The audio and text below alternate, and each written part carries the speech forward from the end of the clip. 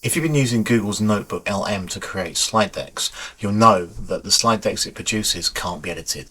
It produces very nice looking slides, but the text and the graphics all blend into one. You can't change the text independently of the graphics. Now there is a trick to make the slides it produces editable.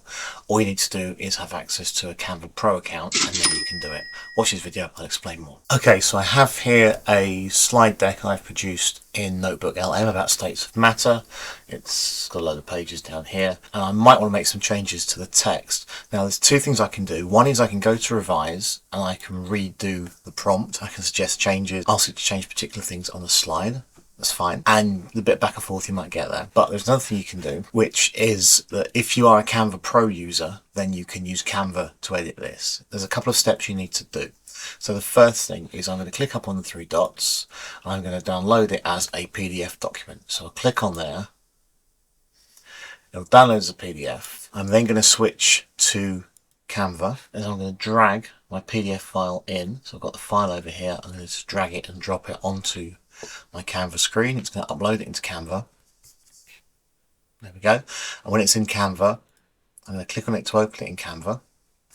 Let's go to a page where I want to make some changes. Let's say I want to change some text on here. What it's basically done is made a series of graphics on each page. Let's click on this page here where it says edit. I'm going to click on there.